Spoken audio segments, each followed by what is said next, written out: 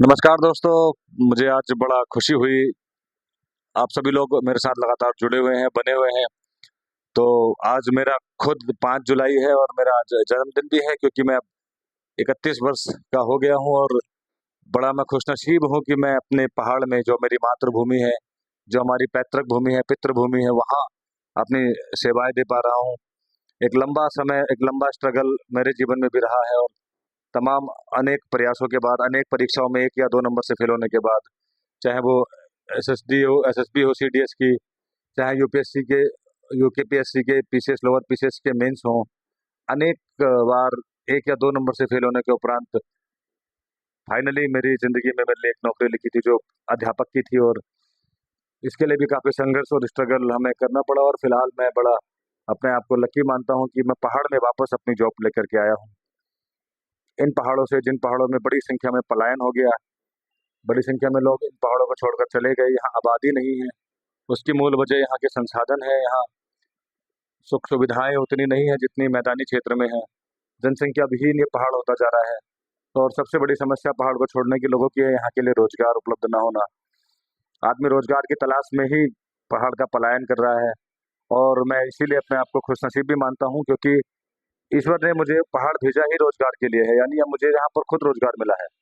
पहाड़ के लोगों की मजबूरी है कि इसको रोजगार की ना होने की वजह से न छोड़ा जा रहा है। हम वो खुशनसीब हैं जो मैदान से यहाँ आए हैं रोजगार लेकर के। यदि पहाड़ में ही रोजगार उपलब्ध कर दिया जाए तो इस स्वर्ग जैसी भूमि को, इस जन्नत को कोई छोड़ने की कोशिश नहीं करता।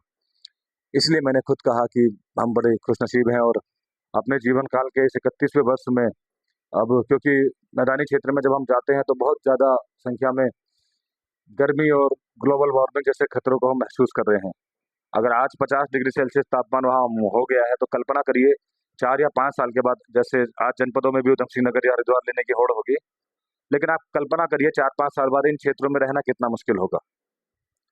संसाधनों की इस खूबसूरती में तो आप रहना पसंद करेंगे, सुविधाएं हैं, लेकिन ये पलायन, इन लोगों से छूटी हुई भूमि आज भी जन्नत है। यहाँ की जलवायु आज भी अलग है। जब लोग गर्मी से परेशान हो जाते हैं तो इन पहाड़ों की तरफ ही भागते हैं। यहाँ मौसम आज भी खुशनुमा है, यहाँ ठंड है। उससे बड़ी बात, इस ठंड की मूल वजह यहाँ वृक्ष हैं, पेड़ हैं। जिन पेड़ों को प्लेन में अपने रुपयों के लिए, अपनी आधुनिकता के तौर पर काट दिया जाता है, अपने रुपया जोड़ने के लिए उनका नाश कर दिया जाता है, वो यहाँ सुरक्षित है। शायद इसलिए कि लोग नहीं है, यहाँ भीड़ नहीं है। डेवलपमेंट उस स्तर का जरूर होना चाहिए था यहाँ पर कि लोगों को शिक्षा, स्वास्थ्य जैसी सुविधाएं उपलब्ध हो जाए, लेकिन मानवीय जिम्मेदारियां भी बहुत महत्वपूर्ण है। मैदानी क्षेत्रों में जब तापमान बढ़ जाता है, लोग इस तरफ भागते हैं। वो पैसों की भूख है जो मैदान की तरफ लोगों को लेकर के जाती है, लेकिन जिंदगी की भूख आपको वापस पहाड़ लेकर आएगी। ये भविष्य आप देखिएगा, लंबा नहीं है। आज 50 डिग्री तो 5 साल बाद 55 डिग्री। जिंदगी जीना बहुत मुश्किल हो जाएगा उन क्षेत्रों में जहां पर आप सरवाइव कर रहे हैं अभी। इसलिए इन पहाड़ों को संरक्षित रखिए और बचाइए, ये आपका भी कर्तव्य है, क्योंकि ये भविष्य है। पानी की आपूर्ति यहाँ से होती है, जलवायु यहाँ से मेंटेन होता है। आपके पास जो थोड़ी बहुत ठंडी हवाएं आती हैं, इन पहाड़ों की वजह से आती है। इसकी खूबसूरती को बनाए रखिए। और साथ ही मैदानी क्षेत्रों में भी ग्लोबल वार्मिंग का खतरा है, वहाँ ध्यान रखिएगा। पेड़ों का वृक्षारोपण का कार्यक्रम चलाते रहिएगा और अपनी प्रकृति को बनाए रखिएगा, ये खूबसूरत इसको बनाए रखिएगा, क्योंकि ये आपको खूबसूरत बनाएगी। अगर इसके साथ छेड़खानी की तो आपका वहां पर, अभी तक तो आप सर्वाइव कर भी रहे हैं, सर्वाइव करना बहुत मुश्किल हो जाएगा। तो अपने जन्मदिन पर मैं यही आपसे निवेदन करूंगा। बहुत टेम्परेचर बढ़ गया है, जीना मुश्किल हो गया है। अब अपने अलावा, इन मीडिया चैनल्स के अलावा, राजनीति के अलावा, इन सब चीजों के अलावा अब प्रकृति के बारे में भी सोचना शुरू करिए। और खासतौर पर तो इसको ज्यादातर लोग, अध्यापक लोग ही सुन रहे होंगे। तो फोटो तक, सेल्फी तक या दिखावे तक इसको सीमित मत रखिए। वास्तव में प्रकृति को आपकी जरूरत है, आप उसको बचाइए। प्रेरणा स्रोत है तो काम करिए। धन्यवाद।